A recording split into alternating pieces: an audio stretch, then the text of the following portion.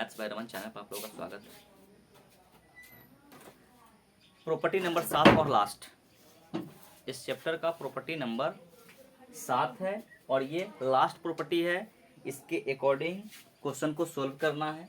जैसे ये प्रॉपर्टी क्या कह रहा है समझिएगा कि 0 से 2a तक फंक्शन ऑफ x dx का अगर इंटीग्रेशन निकालना है तो वो इंटीग्रेशन इसके बराबर है। मतलब 0 से a तक f of x dx plus 0 से a तक ही f of 2a minus x dx के बराबर। क्लियर? अगर इसको हम सोल्व करना चाहे, इसकी प्रूफ एग्जाम में तो पूछेगा नहीं, अगर संजोग से पूछ दे तो प्रूफ के लिए हम इसको बता देते हैं। जैसे समझिए ये हमारा LHS है, ये हमारा क्या है LHS है और ये टोटल हमारा क्या है RHS है। तो अगर हम प्रूफ के लिए देखें तो RHS हमारा ये कह रहा है कि इंटीग्रेशन 0 से a तक f of x dx plus 0 से ही a तक f of 2a minus x dx, ठीक है ना, ये निकालना।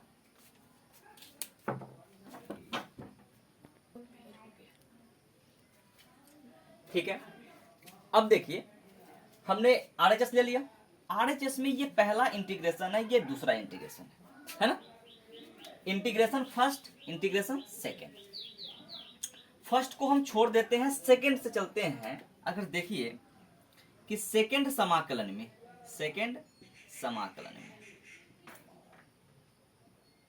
क्या करते हैं हम, मान लेते हैं लेट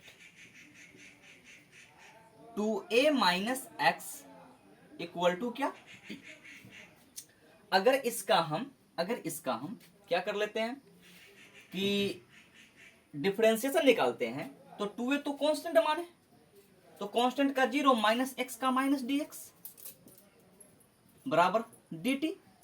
हमको dx चाहिए तो dx बराबर क्या हो जाएगा माइनस dt होगा ना, ये माइनस चला गया इधर। अब क्या है कि अब हम लिमिट पे काम करेंगे। अगर हमने वेरिएबल को चेंज किया, अंदर को वेरिएबल हमारा xt में चल रहा है तो लिमिट भी चेंज होगा। लिमिट के लिए क्या करते हैं कि जब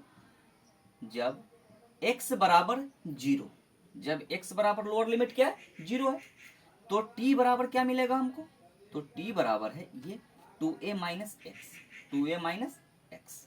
तो x तो 0 है ना, तो 2a में से क्या घटा लेंगे 0 घटा लेंगे, तो t का वैल्यू कितना मिल गया हमको 2a। तो इसका लोअर लिमिट, जब हम इसको वेरिएबल को चेंज किए हैं t से, तो लोअर लिमिट कितना बन गया हमारा 2a बन गया। ठीक है, अब क्या है जब x बराबर a तो t बराबर क्या हो जाएगा 2a माइनस x का वैल्यू रखेंगे a, तो 2a में से एक a अगर घटाएं तो कितना मिलेगा a मिलेगा, तो t बराबर कितना e। ठीक है, अब जो लिमिट है हमारा ये लोअर लिमिट हो गया, ये लोअर लिमिट और ये अपर लिमिट हो गया। ठीक है, अब इसमें इसको हम एडजस्ट कर देते हैं। क्या इसमें अगर हम इसको एडजस्ट कर ले तो क्या बनेगा, इंटीग्रेशन 0 से a तक f of x dx, sorry dx छूटा हुआ है, f of x dx plus 0 से a तक था ना, अब क्या हो गया 2a से a तक हो गया ना बुआ। Limit lower limit 2a, upper limit a, 2a तक।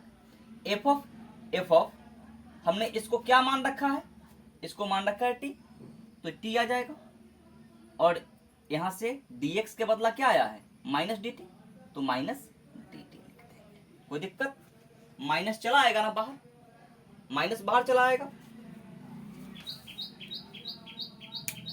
अब क्या करते हैं कि इस माइनस को बाहर लाते हैं, तब क्या हो जाएगा 0 से a तक f of x dx plus plus नहीं माइनस, माइनस को बाहर ले आते हैं, माइनस 2a से a तक f of t dt, f of t। एक चीज हम कर सकते हैं ना, यहां प्रॉपर्टी का ही प्रयोग करेंगे। कौन सा प्रॉपर्टी? माइनस वाला प्रॉपर्टी। अगर इसका हम लिमिट को ऊपर नीचे को चेंज कर दें तो वो निगेटिव बन जाता है, ठीक है। तो उस प्रॉपर्टी के हिसाब से अगर इसको हम लिखें तो क्या लिखेंगे?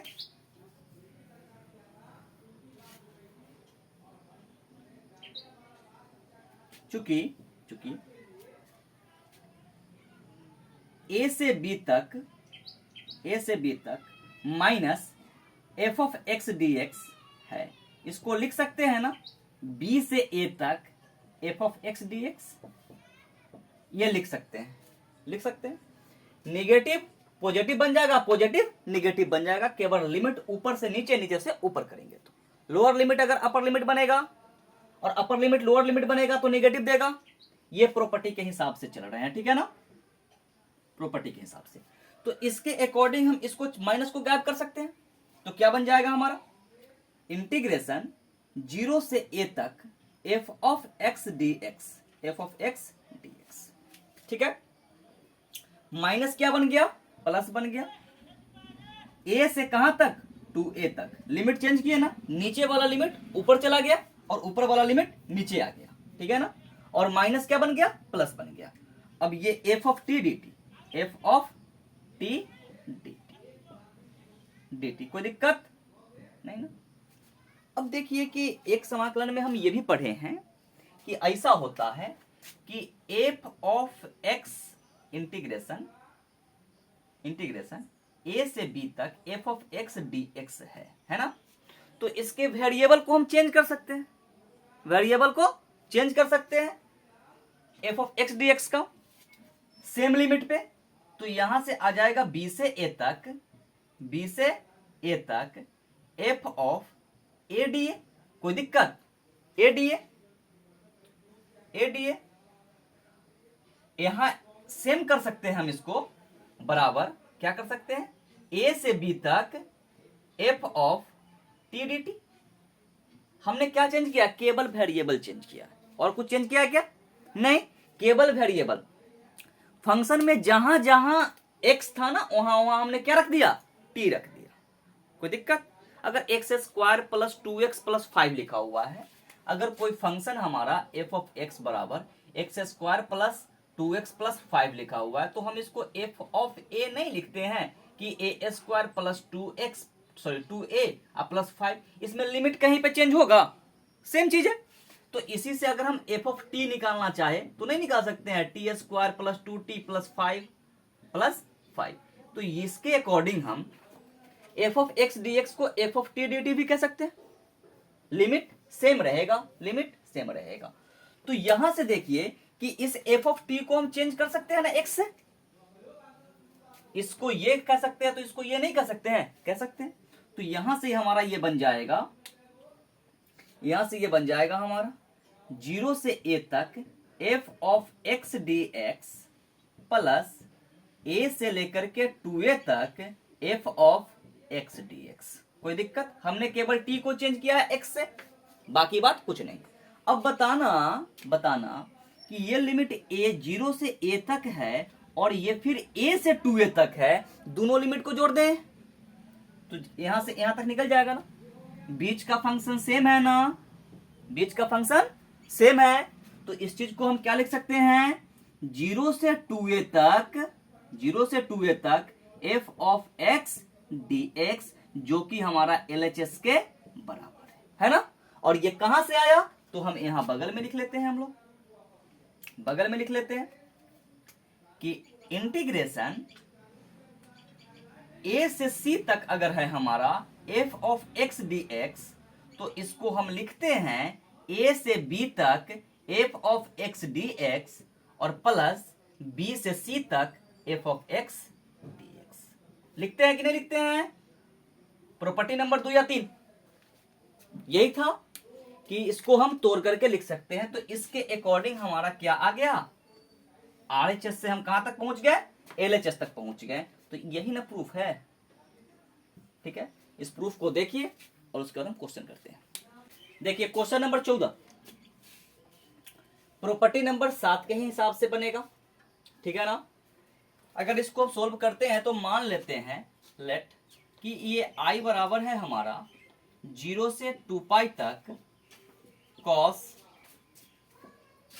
पावर 5x dx, ठीक है।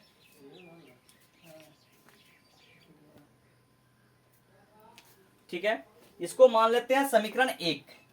ये है हमारा समीकरण 1। अब क्या करते हैं कि इस पर प्रॉपर्टी लागू करते हैं।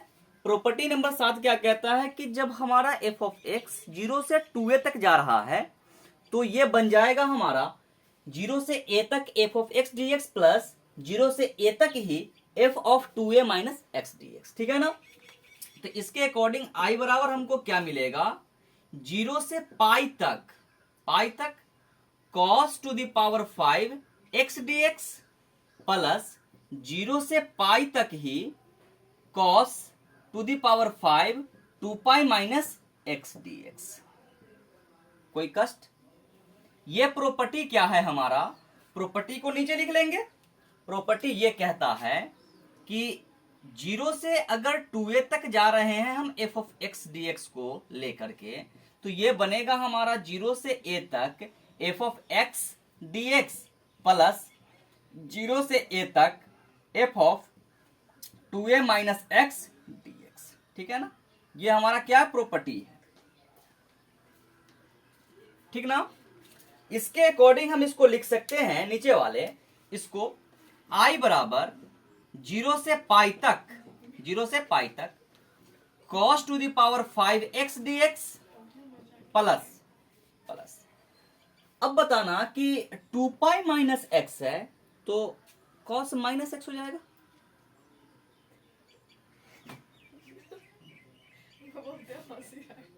हंस मत, ध्यान दो। चौथा क्वाड्रांट में cos जो होता है वो पॉजिटिव होता है, तो 2 पाई माइनस x कहां जाएगा, फोर्थ क्वाड्रांट में cos पॉजिटिव होता है तो cos माइनस को गायब कर देता है, ठीक है ना। एक लाइन तो बचा लेना चाहिए था हमको, लेकिन नहीं बचाएंगे, रहने दीजिए, ठीक है ना। यहां से आ जाएगा 0 से पाई तक ही cos to the power 5 minus x dx, ठीक है। अब ये माइनस को गायब कर लेगा cos, ठीक है। तो I बराबर मिल गया हमको, I बराबर 0 से पाई तक cos to the power 5 x dx plus 0 से पाई तक cos to the power 5 x dx, ठीक है ना। cos चौथा क्वाड्रांट में माइनस को गायब कर लेता है, ठीक है। इसके आगे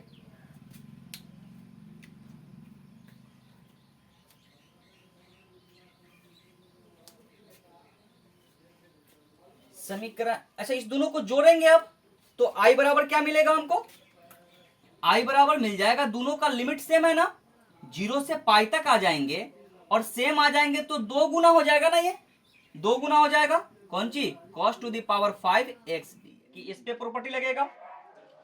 प्रॉपर्टी एक कहता है कि 0 से a तक अगर हमारा f ऑफ x dx है तो इसको लिख सकते हैं 0 से a तक f of a minus x dx, लिखते हैं ना। इस प्रॉपर्टी के हिसाब से हम इसको क्या लिख सकते हैं, इसको लिख सकते हैं कि I बराबर इंटीग्रेशन टू 0 से पाई तक cos to the power 5 pi minus x dx, pi minus x dx। तो ये बन जाएगा हमारा I बराबर टू 0 से पाई तक cos to the power 5 minus x नहीं, cos तो माइनस को यह बाहर करेगा, यहां पे आ जाएगा x dx, क्लियर ना। अब यह माइनस चला आएगा इधर, तो I बराबर माइनस टू 0 से पाई तक cos to the power 5 x dx, ये है हमारा समीकरण नंबर 2। अब क्या करते हैं कि समीकरण 1 को और 2 को क्या कर लेते हैं, जोड़ लेते हैं। समीकरण 1 जोड़ 2, समीकरण 1 जोड़ समीकरण 2, ठीक है ना। तो यहां से I बराबर I क्या हो जाएगा, 2i हो जाएगा, ये i और ये i मिल करके 2i बन गया।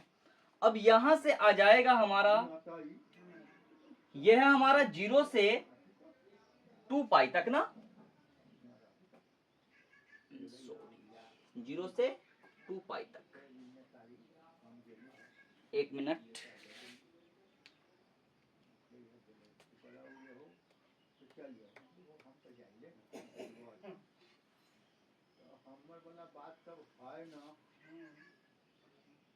एक मिनट। समीकरण 1 हमारा यहाँ है, ये नहीं, समीकरण 1 हमारा ये है और समीकरण 2 हमारा यहाँ। अब इस दोनों को जोड़ते हैं, ठीक है ना। तो समीकरण यहां से i और i 2i हो जाएगा, इसको लीजिए। तो ये 2 0 से पाई तक ना, जब लिमिट सेम होगा तब जोड़ेंगे। तो लिमिट सेम है इसका, cos to the power 5x dx, और ये प्लस ना, प्लस माइनस माइनस 2 0 से पाई तक cos to the power 5x dx। अब देखो कि दोनों का लिमिट सेम है ना, दोनों का लिमिट सेम है, दोनों को जोड़ेंगे तो यहां से आ जाएगा हमारा 2i बराबर 0 से पाई तक, ठीक है ना, 0 से पाई तक। क्या कहना है, कुछ नहीं, ये तो दोनों घट के 0 हो जाएगा, तो ये करने की आवश्यकता नहीं है, ये हो गया 0। तो i बराबर क्या मिलेगा, 0/2, मतलब 0। फाइनल आंसर इसका 0 ही होगा, ठीक है ना। देख लीजिए, देखिए क्या है कि क्वेश्चन 0 से लेकर के 2 पाई तक है हमारा f ऑफ x हमारा क्या है, cos to the power 5x dx है। हमने इसको मान लिया i माना। यहाँ पे प्रॉपर्टी लगाएंगे 0 से 2a वाला। 0 से 2a क्या कहता है कि f ऑफ x dx बराबर हो जाएगा 0 से a तक, मतलब 2a के आधा a तक f of x dx plus 0 से a तक f of 2a minus x dx होता है। तो इसके अकॉर्डिंग ये लिख दिए। तो यहाँ 0 से पाई तक cos के पावर 5x dx प्लस में 0 से पाई तक cos के power 5 2 pi minus x dx हो गया। 2 पाई माइनस x चौथा क्वाड्रेंट में जाएगा तो cos पॉजिटिव रहेगा, तो cos x ही बचेगा ये, ठीक है ना। तो यहां से देखिए कि दोनों का लिमिट सेम है, तो दोनों के लिमिट को जोड़ दिए, जोड़े तो जोड़ने से क्या आया, दोनों सेम है तो 2 0 से पाई तक cos के पावर 5x dx आ गया। इसको हमने माना समीकरण नंबर 1। अब क्या है कि यहां से भी प्रॉपर्टी लगाएंगे 0 से a वाला। 0 से a का क्या कहता है f ऑफ x के साथ कि 0 से a तक ही f of a minus x dx इसको लिख सकते हैं, ठीक है ना। तो यहां से आ जाएगा 0 से पाई तक cos to the power 5 into pi minus x dx। ये एंगल हमारा पाई माइनस x है। पाई माइनस x मतलब सेकंड क्वाड्रेंट में cos नेगेटिव जाता है, तो cos नेगेटिव हो जाएगा, नेगेटिव का पावर 5 नेगेटिव। तो यहां से आ गया, ये नेगेटिव को बाहर कर लिया तो i बराबर -2 इंटू इंटीग्रेशन 0 से पाई तक के cos to the power 5x dx। अब समीकरण 1 और 2 को जोड़ेंगे तो सेम चीज घट करके क्या दे देगा, 0 देगा, और इसका इंटीग्रेशन कितना आया, 0। क्वेश्चन नंबर 16 नेक्स्ट क्लास में कराते हैं, ठीक है ना, थोड़ा बड़ा सा क्वेश्चन है वो।